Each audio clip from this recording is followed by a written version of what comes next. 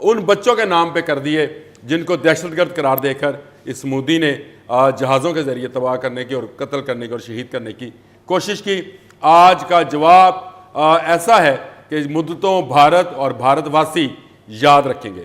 عامر رضا صاحب، آپ نے جو S-400 سسٹم ہے اس کو بڑا زبردست طریقے سے ایکسپلین کیا ہے. اس پر مزید بھی بات کریں گے. ماریہ سلطان صاحبہ کی طرف چلتے ہیں. ماریہ سلطان صاحبہ، S-400 جس طرح سے ابھی عامر رضا صاحب فرما رہے تھے کہ اس پر بہت ناز تھا بھارت کو اور رشیا سے یہ سسٹم خریدا گیا، ایئر ڈیفنس سسٹم ان کا بڑا اسٹرانگ ہو جائے گا اور سیف ہو جائے گا، مگر ایسا کچھ نہ ہوا. وہ تو سسٹم ہی تباہ کر دیا پاکستان نے. دیکھیں، اس کی جو اہمیت ہے یا اس کی جو اسٹریٹجک امپیکٹ ہے وہ یہ ہے کہ جو S-400 سسٹم در حقیقت جو ہے 400 کلومیٹر دور سے کوئی بھی میزائل جو پاکستان کا ہوتا ہے، جو بیلسٹک مسئلہ ہے جیسے شاہین 1 شاہین 2 یا غوری، یہ اس کو ماننے کی صلاحیت رکھتا تھا. یعنی کہ 1 منٹ کے اندر 2 انٹرسیپشنز کر سکتا تھا.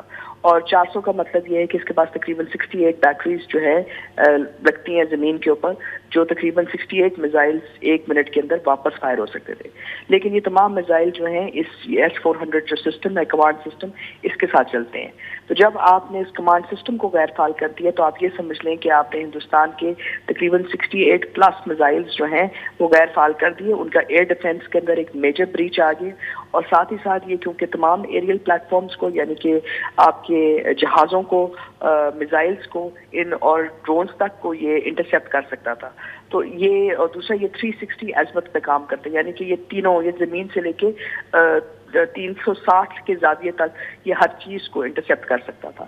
تو اس کے اوپر یہ جو انٹرسیپشن ہے یہ کوئی چھوٹی چیز نہیں ہے. اس کا مطلب یہ ہے کہ آپ نے ایک بہت بڑا ڈینٹ ڈالا ہے انڈیا کی اوفینسو کیپیبلٹی پہ، انڈیا کی ڈیفینسو کیپیبلٹی پہ، اور آپ نے اپنے میزائل فلائٹ پاتھ کو کلیئر کر دیا. اب سینٹرل انڈیا، نیو دہلی، کلکتہ، یہ تمام علاقے اس وقت پاکستان کے میزائلز کی ریچ میں ہیں اور ہندوستان کے پاس اس وقت کوئی پلازیبل ڈیفینس نہیں ہے. 3 بیٹریز تھی ان کے پاس، ایک انہوں نے کشمیر میں لگائی ہوئی تھی، ایک یہ امرتپورہ ادھمپورہ میں، اور ایک ان کی بیٹری ابھی رہتی ہے جو نیچے ساؤتھ میں ہے. تو 2 بیٹریز اور ہیں اور ایک آپ کر چکے. تو اس وقت آپ ایک میجر کوریڈور بنا دی ہے جس سے آپ ہندوستان کے پاس پاکستان کے میزائلوں کے خلاف کوئی واضح ڈیفینس موجود نہیں ہے.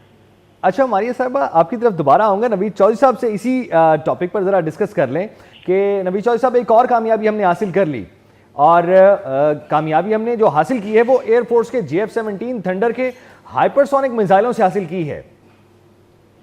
دیکھیں، یہ SU-400 اتنا جامع اور اتنا مؤثر نظام ہے کہ یہ چین نے بھی روس سے خرید رکھا ہے. جس سے آپ اس کی اہمیت کا اندازہ لگا لیں. بھارت نے بھی خریدا تھا اور چین نے بھی روس سے خرید رکھا ہے. اور یہ نوید چودھری صاحب سے رابطہ ہمارا منقطع ہوا ہے. ماریہ سلطان صاحب، آپ کی طرف دوبارہ آؤں گا.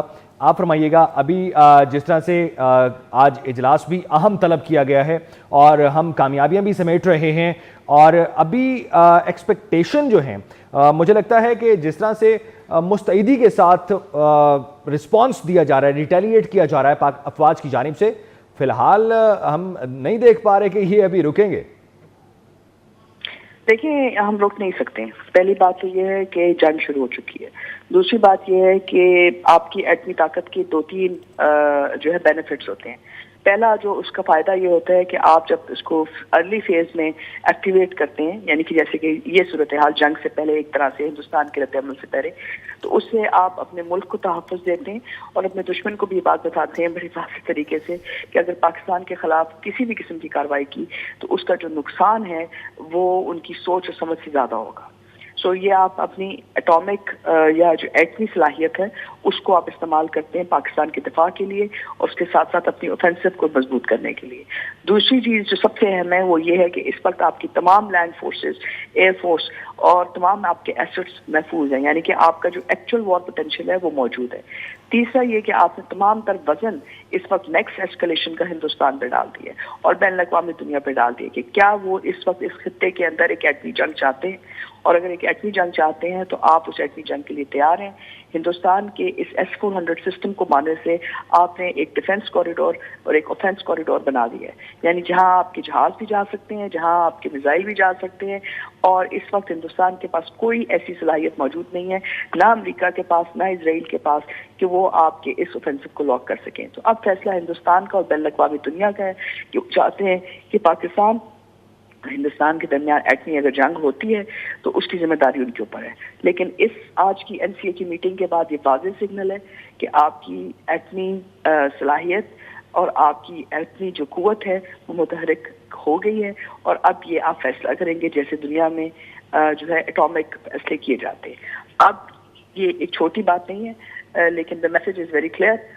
یا تو انٹرنیشنل آرگنائزیشنز اور انٹرنیشنل ادارے اس بات کو سمجھیں، یا پھر وہ انتظار کریں کہ نیو دہلی اٹھتا ہے تو اس کے بعد پھر ہم دیکھتے ہیں۔